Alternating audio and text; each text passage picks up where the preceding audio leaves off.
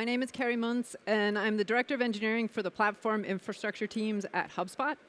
And I'm here to tell you the tale of going both multi-cloud and multi-region for the first time at HubSpot in Q1 of this year. There are a few key lessons we learned from this experience, and the one that I want you all to know is that it can be done fast. And the key to this is treating your infrastructure as dynamic as your application code. Your infrastructure is code. So let's start briefly with what is HubSpot. HubSpot is a leading CRM, marketing, sales, and customer experience platform. We offer sales and marketing automation software, and it helps companies attract visitors, convert leads, close, and delight customers. We focus on small and medium businesses. We offer sales, excuse me. We help the small guys nurture their customer relationships as effectively as the big guys. So this is where our journey starts with our CEO. Brian Halligan is HubSpot's CEO. We were opening an office in Berlin to strengthen our commitment to our EU customers. And we needed to give them better performance, stronger security, and Brian wanted tighter integrations with AdWords and G Suite. And on top of all that, he wanted to offer more free services to our customers. As you all may know, freemium is not free to host, so we manage our infrastructure costs very efficiently. The million-dollar question with any project is time. We already had a lot on our plate with a big MySQL migration, and we were a big migration into Kubernetes, and this added a ton more. But we knew it was important to our customers and wanted to support the business. He told us this would be in Q1, and he had come to us in summer of last year, so the timeline was very short. When he said Q1, I imagined a fiery hellscape.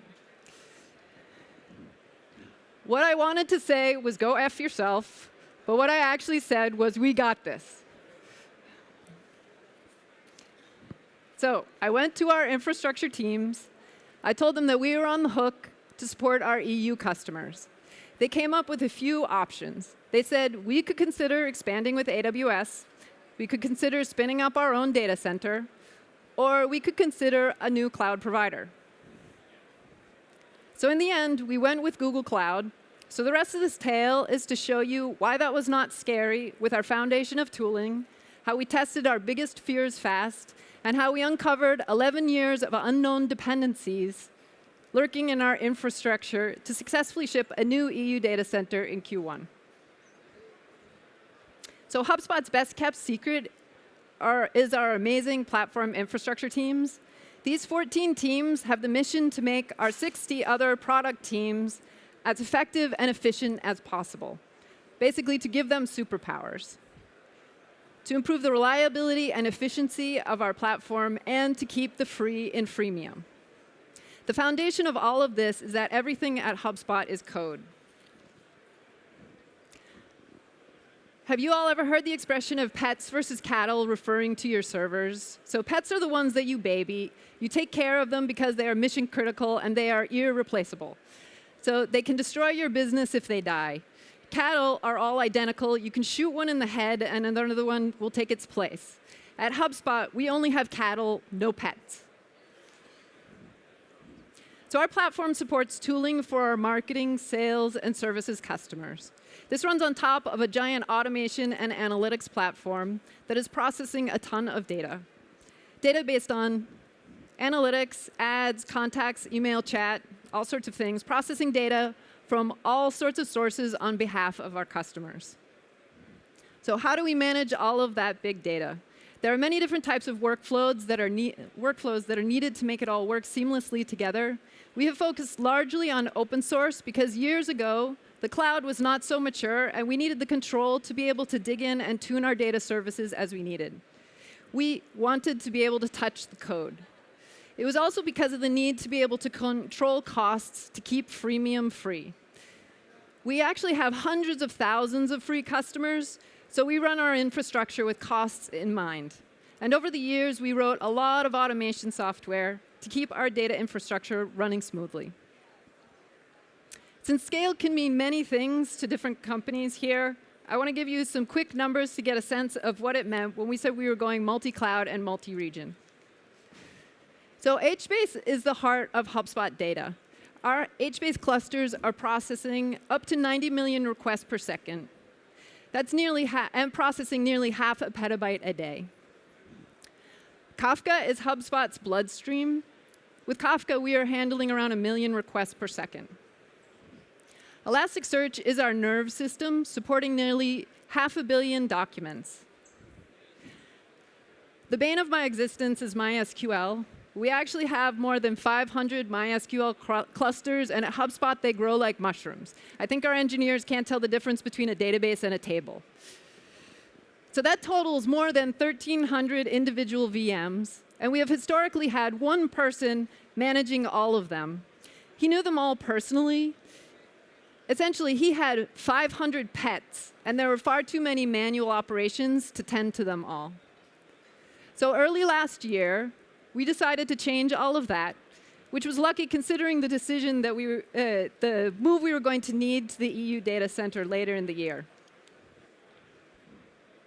We needed to orchestrate the life cycles of those 500 clusters, and at the same time, a lot of our relational style data was too big, and we needed to move a lot of that data into HBase to be able to support the request load. We chose Vitesse and Kubernetes to solve this problem for us. Vitesse is an open source clustering system to automate horizontal scaling of MySQL, and it was created by the YouTube team. We've become very active contributors to this project. It essentially is a proxy to SQL queries. It makes sharding very simple to support horizontal scaling in an easy way. It also replaced our manual Ansible plays that we used to handle things like master-slave failovers when machines would fail. We run Vitesse inside of Kubernetes. We have years of experience with Mesos for orchestrating Docker containers and JVMs for running our own applications. And we were excited to find a system to orchestrate our data stores as easily as our applications. And we could share server resources for those 1,300 VMs instead of relying on dedicated machines. So our Kubernetes migration was already underway when our CEO came to me.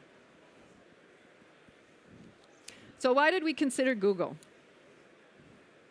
We've been running HubSpot in AWS for 10 years. When Brian came to us and said we needed to do better by our EU customers and we needed better integrations with AdWords and G Suite, we said it was time to survey the cloud landscape. So Bigtable is the basis for HBase. We've admired Bigtable performance numbers for a long time. We put a lot of resources into HBase and dreamed of a future where Google would take care of all of those headaches for us. Plus, if you've ever had a visit from the Google team or talked to the Bigtable engineers, they will walk into your conference room, draw a picture that looks exactly like this on your whiteboard, drop the microphone, and just leave the room. So we were interested in knowing more. We were also interested in Google because we were big fans of their open source. We have our own internal commitment to open source and have published some tools like Blazor and Singularity I'll tell you about a little later. And we were already actively contributing to Vitesse and Kubernetes. Our infrastructure team was also interested in seeing what cool things they could do using Google's network offerings. Plus, the timing was perfect. Google was coming out with a data center in Frankfurt in Q4. So the big reason I am here is to tell this tale of the foundation of our tools and how that helped us to move very quickly. I want to point out to you a few areas that we needed to update to be able to support a new cloud provider and a new region, and how this could work for you too. So first, I'll give you some details about the components that make up our platform so you understand what I'm talking about. So right now, we are running more than 3,000 VMs in the cloud. All of our infrastructure tools interface with our cloud providers through a tool called Rainmaker. Rainmaker is the foundation of our infrastructure as code approach. It wraps all of the cloud primitives, like the APIs to spin up and down VMs, attach disks, manage storage buckets, do security group management, things like that. We use Puppet to keep the configuration for all of our VMs consistent. Puppet updates are managed through GitHub, and they're deployed like any other app in our deployment pipeline. So the HubSpot product is actually made up of more than 6,000 microservices, jobs, and tasks, all running on top of Singularity in Mesos. Singularity is our open source app orchestration framework that is powered by Apache Mesos. We introduced Singularity into our platform a few years ago to remove the complexity of running and deploying workloads directly to machines. It used to be that engineers had to worry about everything for their services and tasks. They would worry about horizontally scaling those services. They would worry about whether the underlying hardware was failing. So Singularity let engineers focus on what they do best, which is writing software instead of managing infrastructure. On top of our app orchestration framework, we have a highly efficient CI/CD pipeline to make it extremely easy for our engineers to build and deploy code fast. We have over 2,000 active GitHub repos for all of those microservices and tasks.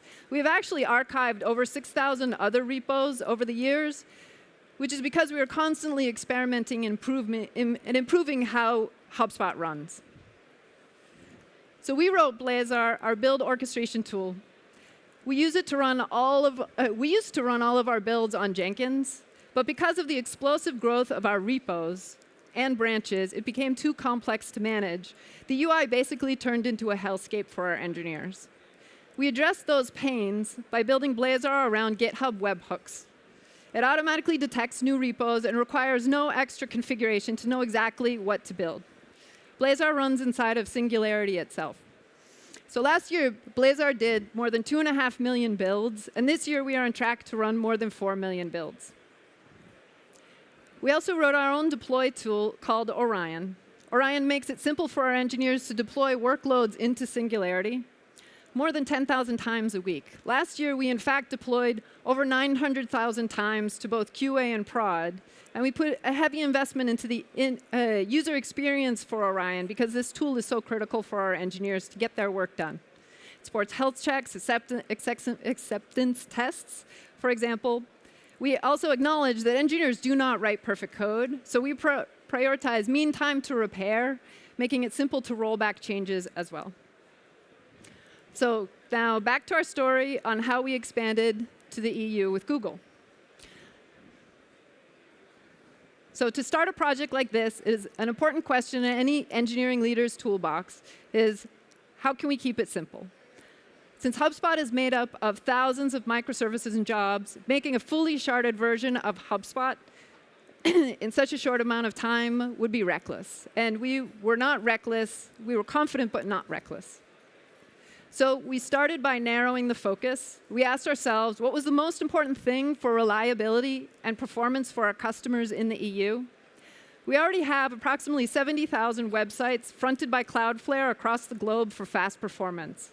But anytime data is submitted by our customers' customers, it goes back to our origin in Virginia. And if there are issues with the network or any other issues back at the origin, that data could be lost. So it was important that we did not miss collecting any usage data. So we focused on analytics, click tracking, CTAs, and those sorts of collection services. So as I said before, we have been AWS customers for 10 years. So the next most important thing to figure out was, what did we fear about Google? So we made a list, and there were, in fact, 3 things. Simply, could we deploy to GCP? Would the network connection between AWS and GCP be fast enough? And there was this thing the Google team told us about called live migrations. So to start, the question was, could we simply deploy services to GCP?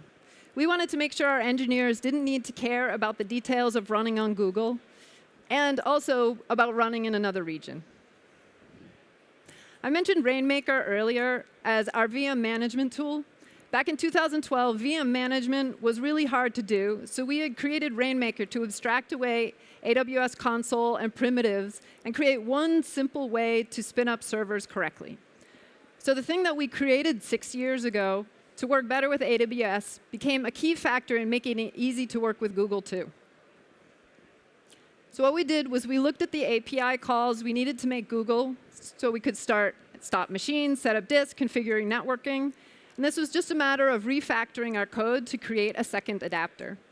The first adapter was to handle the AWS primitives, and then a second adapter for Google primitives.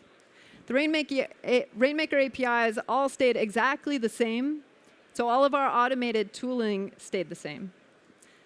Then we updated the Rainmaker UI, added Belgium as an option because the Frankfurt data center didn't exist at that time, and bam, we had Google.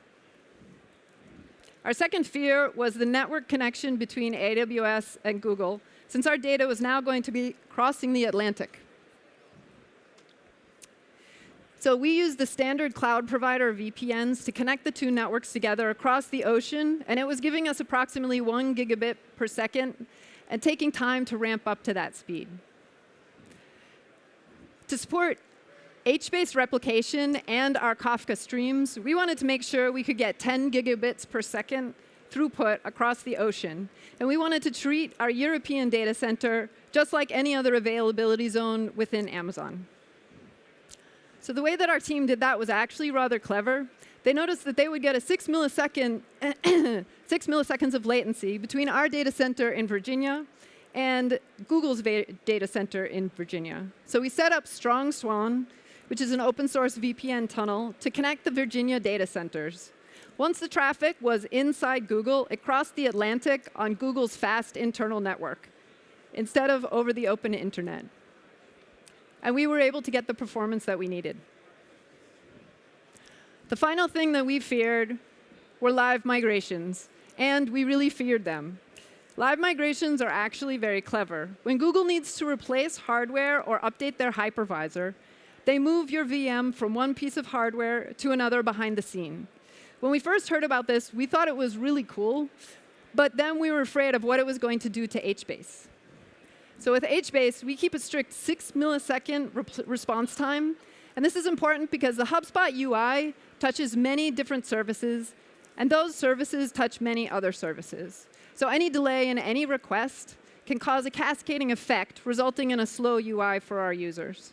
So even though the difference between a 6 millisecond response time and a 10 millisecond response time doesn't seem like much, that makes a difference between a slow and snappy UI for our customers. So the way live migrations work is Google takes a snapshot of your VM and starts an identical copy on other hardware. Then they pause the original VM, copy over anything that changed, and then start up the new VM. The Google folks told us that this could take up to a second, depending on how much RAM was on the original VM or how heavy the RAM churn was.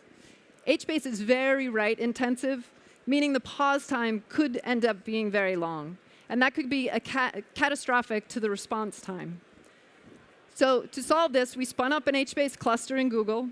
We replayed production workloads through that cluster, had the Google engineers force a bunch of live migrations, and we watched our graphs to see the effects. We were shocked to see there were no effects at all. So at that point, our 3 fears were gone, so we committed to moving forward with Google in the EU. So now that our fears were gone, what was the plan? This was 4 steps: update Rainmaker, spin up the platform components, work out all the application dependency issues, and finally update our DNS to send traffic to the EU.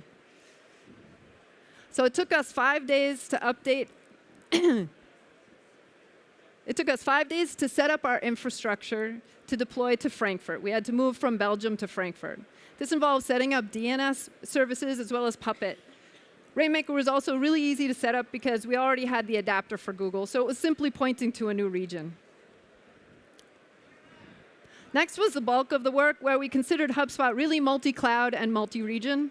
Our team spun up the clusters we needed to run our platform in Google, including Zookeeper, HBase, LDAP, Vault.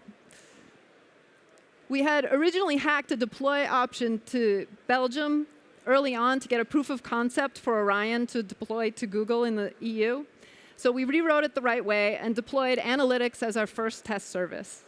We also got the product engineering teams excited and showed them the simple way they could configure their services to run in both regions or just one or the other.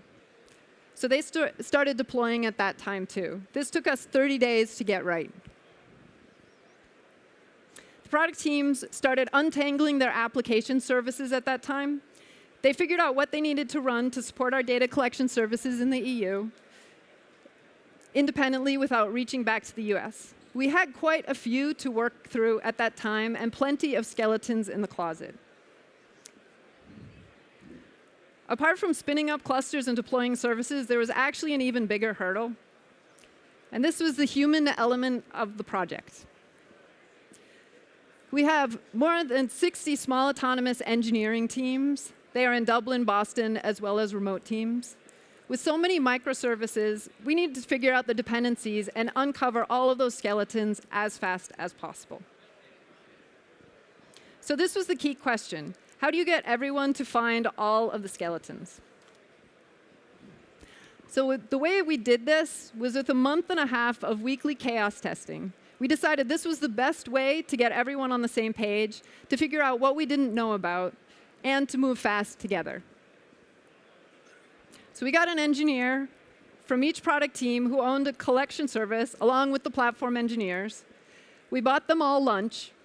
We dialed in the Dublin team, and we broke the network. So that first test, they were all very confident that everything was going to work. But there was a huge list of things that broke. Our goal was to cut the network and be able to restart all of those services and ensure that they could survive completely independently. So we made a list, and it was a very long list of everything that had broken and all of the missed dependencies. For example, databases that were still running in the US that needed to be replicated, authentication services, domain services as well. So we added those teams to future tests, and the list of what we needed to fix was long. But the teams all agreed to fix them and come back the next week. So we did this each week for 6 weeks. And each week, the list got shorter and shorter until there was no more list. So we even came up with some creative ways to cause failures between the two data centers and tried those as well. Until finally, it was all green, and we were confident we could run in the EU data center completely independent from the US. The final step was to enable Cloudflare geo-based DNS for our production traffic. That took a few days to roll out, because we did each service one at a time to make sure that there were no disruptions to our customers. So the overall timeline was, in fact, longer than the 30 days I promised in the title of this talk. But we were officially multi-cloud and multi-region with our platform and one test service, but just not fully production ready in 30 days. But a short 7 weeks later, we met our deadline with room to spare. So what was the result? Today, 9% of our VMs are running in Google Cloud. We saw a 5x speed up in response time for our European customers due to SSL terminating in Europe. And 17% of our collection requests now are processed on Google Cloud. The EU was also spared 2 service disruptions when there were network issues as well. One funny thing that happened during our testing was a trans-Pacific network cut during our tests. So requests from Australia were getting routed to Europe instead of the US, so we were getting a similar unexpected boost for our customers in Australia at the same time. So at the end of Q1, we celebrated. And the team has moved on to their next big mission after some great lessons learned about going multi-region and multi-cloud at the same time. So let's recap those key takeaways. List and test your fears first, and do this fast. Keep it simple. Do not bite off more than you can chew with the first go. There will be plenty of unknowns. Use chaos testing as your best friend. It is a great forcing function to uncover those skeletons and shed light on what is not done. Treat your infrastructure as code. Use abstractions to be able to experiment and move fast. And finally, don't forget to use lunch to coerce the human side of the project. Thank you.